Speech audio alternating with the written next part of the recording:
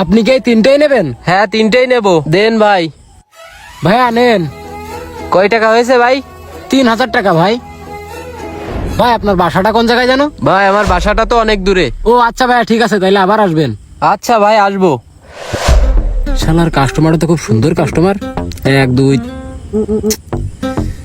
পেশা কিনে হয়েছে 2000 টাকা, এই 1000 তো আমার। আহা, যাও 2000 তুমি ক্যাশে চলে যাও। মাঝে মাঝে ভাই যদি দোকানটা এইভাবে আমার কাছে দিয়েতে যাই, তাইলে আমিও তো এরকম একটা দোকান দিতে পারবো। বন্ধু, সব ঘটনা খুলে বলতো আমার কাছে কি হয়েছে। কি হয়েছে তাহলে শুনবি? আচ্ছা ঠিক আছে, শোন। কি খবর? কোনে যাচ্ছিস? এই তো ভাই একটু ব্যাংকে যাচ্ছি। দোকান খোলা না বন্ধ আছে? খোলা ভাই, একটা কর্মচারী রাখিছি তো, খোলাই আছে। কারে রাখিছো? পরিচিত কেউ? না ভাই, পরিচিত কেউ না, আমার এক বন্ধু আছে, তার পরিচিত। তার দিয়ে কিভাবে বিশ্বাস করলে? এখন ভাই কি করব বলেন? কারে বিশ্বাস করব? একা একা তো পাইরে দিনা ভাই, ওই জন্য দোকানে রাখছি। তাইলে তোমার দোকানে যাই আমি। ছেলেটা কেমন অনেস্ট, একটু দেখে আসি। আসলে ওর উপরে দোকান ছাড়ছি, ওরে তো পরীক্ষা করার দরকার আছে। ভালো একটা প্ল্যান ভাই। আচ্ছা, তাইলে আমি কেনাকাটা করে আসি। হ ভাই, যান কেনাকাটা করে আসেন আর জানায়েন। আচ্ছা, কত টাকা বিল হয় তোমারে জানাবানে।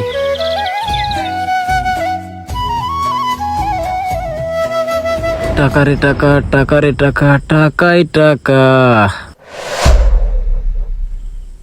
ভাই কি খবর শামিম?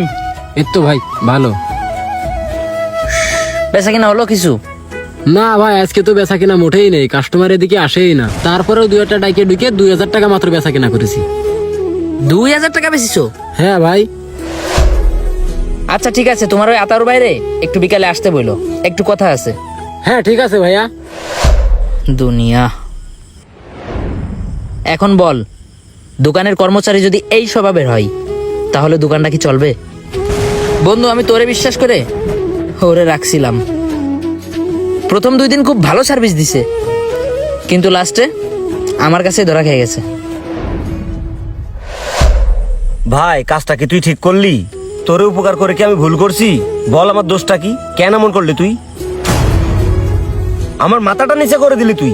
এই যে ভাই, তোমার ভিতরে যদি সততা না থাকে, আমি লিখে দিলাম ভাই, তোমার উন্নতি কোনোদিনও হবে না। তোমরা যে চতুর, উন্নতি কিরাম করে করবো। এই যে দোকানটা দেখতেছো না, এর থেকে ছোট্ট একটা দোকানের কর্মচারী ছিলাম আমি।